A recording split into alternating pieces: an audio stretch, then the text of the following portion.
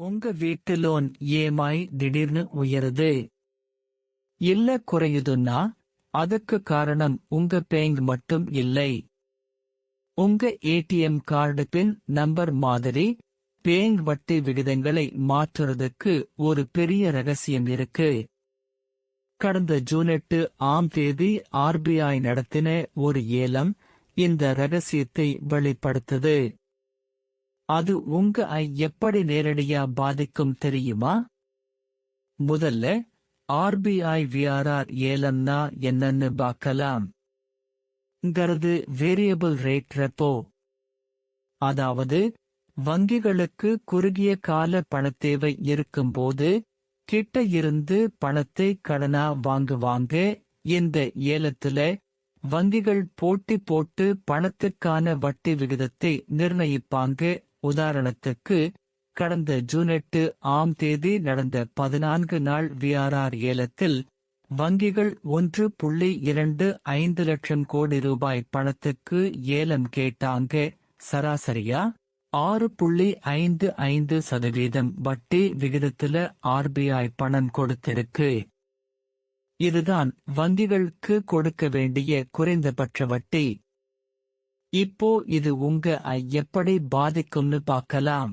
வங்கிகள் பொதுமக்களுக்கு கடன் கொடுக்கும்போது தங்களுடைய MCLR marginal cost of funds based lending rate அல்லது EBLR external benchmark linked lending rate அடிப்படையில வட்டி நிர்ணயிப்பாங்க. இந்தல வங்கிகளுக்கு பணம் எவ்வளவு செலவாகுதுங்கிறது ஒரு முக்கிய அம்சம். இப்போ VRR ஏலத்துல வங்கிகளுக்கு அதிக வட்டி விழுந்தா அவங்களுக்கு பணம் கிடைக்கிறதுக்கான செலவு அதிகமாகும். இந்த செலவு அதிகரிச்சா அவங்க கொடுக்கிற home loan, personal loan, car loan வட்டி விகிதங்களையும் அதிகரிக்க வேண்டிய கட்டாயம் ஏற்படும். பெரும்பாலான வங்கிகள் தங்களை மாற்றுவதற்கு ஒரு மாதத்திற்கு ஒரு முறை மதிப்பீடு செய்வாங்க. சில வங்கிகள் காலாண்டுக்கு ஒரு முறை மாற்றுவாங்க. ஆனால் இதில் ஒரு சின்ன சிக்கல் இருக்கு. உங்கள் EMI உடனே மாறுமா? இல்லை. பல ஹோம்கள் EBLR அடிப்படையில் இருக்கும். இது நேரடியாக RBI ரெப்போ சார்ந்தது. ஆனால் MCLR சார்ந்த கடன்களுக்கும் VRR போன்ற குறுகிய கால நிதி செலவுக்கும் இடையே ஒரு மறைமுக தொடர்பு இருக்கு. VRR ஏலத்தில் வட்டி விகிதம் அதிகரித்தால் ஒட்டுமொத்த சந்தையில பணத்துக்கான செலவு அதிகமாகுதுன்னு அர்த்தம். இது எதிர்காலத்துல வங்கிகள் தங்களுடைய உயர்த்த ஒரு காரணமாக அமையலாம். இது 3 முதல் 6 மாதங்களுக்குள் உங்களில் எதிரொலிக்கலாம். இதை நீங்க இப்போவே கண்காணிக்க ஆரம்பிக்கலாம்.